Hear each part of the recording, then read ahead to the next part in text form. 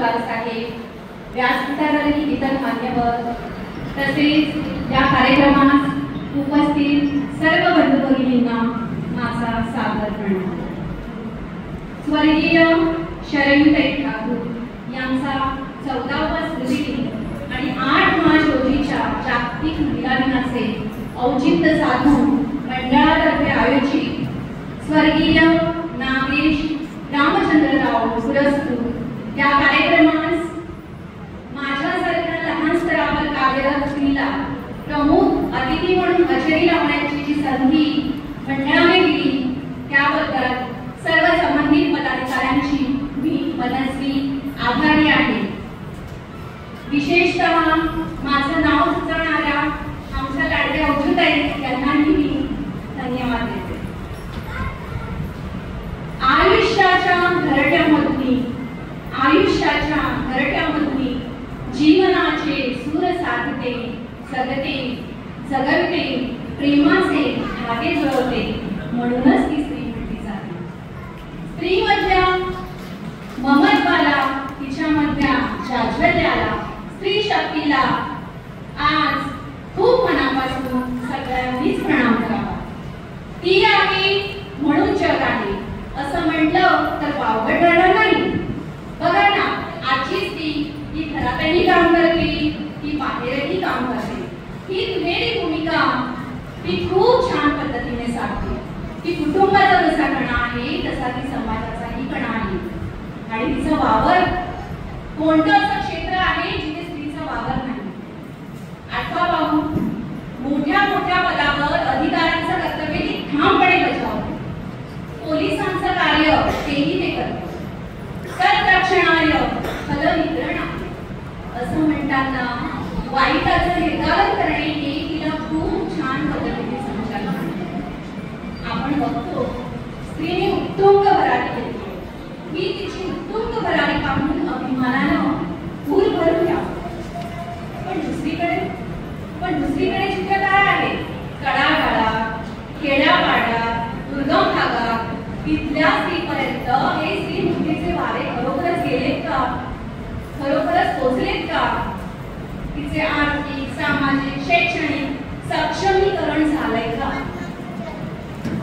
या सर्व बाबींचा आज अंतर्मुख होऊन आपण विचार करणं गरजेचं आहे।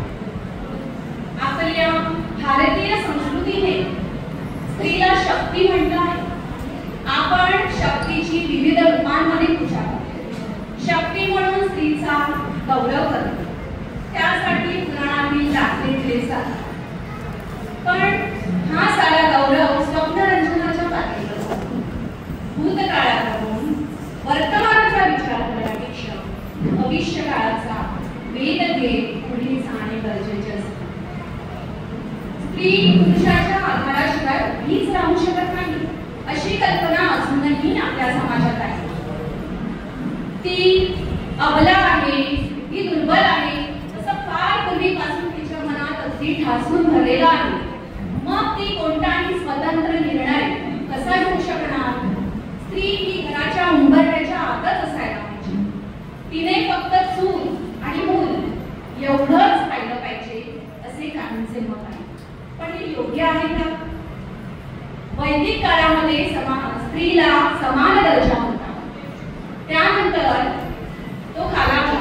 समाजाने स्त्रियांना खालच्या स्तरावर ढकलून दिले। मुघल काळामध्ये पडदा पद्धत आली, त्यानंतर त्या स्त्रियांना बाहेरच्या जगाचे दरवाजे बंद करण्यात आले। परंतु आता मात्र 21व्या शतकाला सामोरे गेलेल्या स्त्रिया प्रगतीच्या शिखरावर आहेत, परंतु त्या स्त्रिया नगण्य आहेत। या उलट बळी जाणाऱ्या स्त्रियांची संख्या जास्त आहे। समाजातील वाढता चंगळवाद, पैशाला अवास्तव महत्व, यामुळे बालिका भ्रूणहत्या, हुंडा पद्धती या प्रवृत्ती बळावून स्त्रियांच्या अत्याचाराला चालना मिळत आहे। महिला कितीही सुशिक्षित असल्या तरी करिअर करण्यात त्यांना अनेक अडथळे येतात। छत्रपती शिवरायांच्या विचार, राणी लक्ष्मीबाई, अहिल्याबाई होळकर अशा शूरवीर स्त्रियांच्या भूमीवर त्यांच्याच कुळातील सावित्रींच्या लेकीवर होणारा अत्याचार पाहताना मन सुन्न झाल्याशिवाय राहणार नाही. स्त्रियांवरील हे अन्याय दूर करण्यासाठी भारतीय घटनेने अनेक कायदे केलेले आहेत, परंतु असे असतानाही स्त्रियांना संरक्षण मिळत नाही. आधुनिक तंत्रज्ञानाने नवीन प्रश्न समाजापुढे निर्माण केले आहेत, जसे की गर्भजल परीक्षा.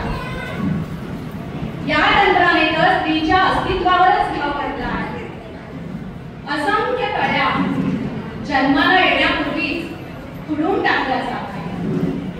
100 अत्याचाराच्या घटनेपैकी एखाद्या गुन्ह्यातच गुन्हेगाराला शिक्षा केली जाते. आणि स्त्री ही आर्थिकदृष्ट्या परावलंबी असल्यामुळे ती कोर्टाची पायरी देखील चढू शकत नाही. शिक्षण हा स्त्रीच्या सुधारण्याचा पहिला टप्पा आहे. त्यामुळे तिला सामाजिक जाणीवा कळतात, तिला कायद्याचे ज्ञान होते, तिला हक्काचे ज्ञान होते, तिला अधिकारांचे ज्ञान होते, तिचा आत्मविश्वास वाढतो. परंतु अशी शिक्षित स्त्री सुद्धा सामाजिक पाशवी शक्तीची गुलाम होताना पाहायला मिळते. म्हणूनच स्त्रियांवरील हे अन्याय, हे अत्याचार दूर करण्यासाठी सामाजिक स्त्री संघटनांची आवश्यकता आहे. या सर्व बाबींचा विचार करून शासनाने स्त्री सबलीकरणाकरिता स्वतंत्र धोरण आखले आहे. कायदेशीररित्या तिला समान हक्क दिलेले आहेत. त्यांच्या आर्थिक विकासाला चालना मिळावी म्हणून सर्व कागदपत्रात स्त्रियांचा अंतर्भाव होईल अशी काळजी घेतली आहे. कृषी क्षेत्रात अतिरिक्त अनुदान व 100% अनुदान त्याची विशेष सूट दिलेली आहे. त्याचप्रमाणे 12वी पर्यंत मुलींना शिक्षण मोफत केले आहे. शाळेतर्फे त्यांना मोफत पाठ्यपुस्तके, त्याचप्रमाणे गणवेश, सायकल, शालेय पोषण आहार इत्यादी सोयी सुविधा पुरवल्या जातात. त्याचप्रमाणे आरोग्यामध्ये प्रामुख्याने गर्भवती महिलांना व त्यांच्या मुलांना मोफत औषधे आणि पूरक आहार दिला जातो. सबला योजनेमध्ये 11 ते 18 वयोगटातील मुलींसाठी शासनाने चांगल्या योजना राबवलेल्या आहेत. त्याचप्रमाणे प्रियदर्शनी योजनेमध्ये शिक्षण घेणाऱ्या मुलींना हॉस्टेल आणि प्रवासाची व्यवस्था करून दिलेली आहे. शासनाने बेटी बचाओ ही योजना सुरू करून महिला स्त्री सबलीकरणासाठी एक अतिशय महत्त्वाचे पाऊल उचलले आहे.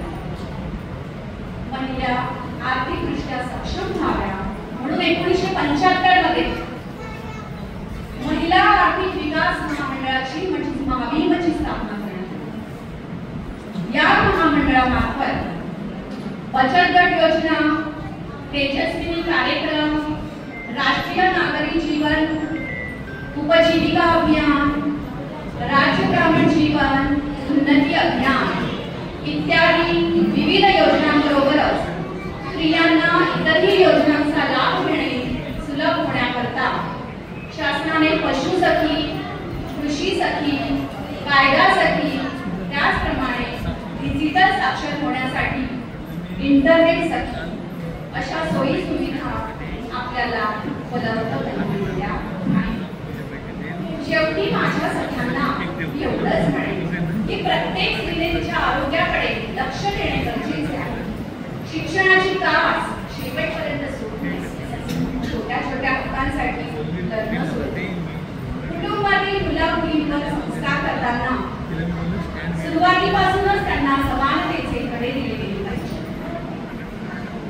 त्याचप्रमाणे मुलीला आपण आर्थिक सक्षम बनवले पाहिजे. लवकर लग्न करून आई होण्याची जबाबदारी मुलीवर टाकणं टाळलं पाहिजे. हुंडा पद्धतीला ठाम विरोध केला पाहिजे. स्त्री भ्रूण हत्या रोखली पाहिजे. आपण आपल्या मुलीला जसा आधार देतो तसंच सुनेलाही सक्षम बनवली पाहिजे. तिला सपोर्ट केला पाहिजे. प्रत्येक स्त्रीने दुसऱ्या स्त्रीला मदत करणे गरजेचे आहे. प्रत्येक मुली एकमेकींचे हातात गुंफून पुढे जाऊन अन्यायाला वाचा फोडण्याचं काम केलं तरच सर्व महिला चांगल्या प्रकारे आपलं आयुष्य जगू शकतील.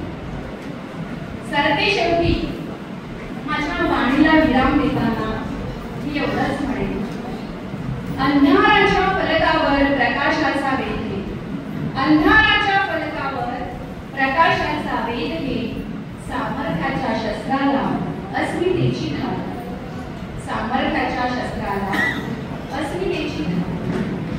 दास्याच्या शृंखलांना विवेकाने साध, दास्याच्या शृंखलांना विवेकाने साधले, परंपरेच्या वेदनांना कंठामधून वाटले, परंपरेच्या वेदनांना कंठामधून वाटले, उद्याच्या भगिनींना स्वातंत्र्याची भेट दे, उद्याच्या भगिनींना स्वातंत्र्याची भेट दे. मैत्रिणींनो, आज 23 मार्च म्हणजे शहीद दिवस आहे.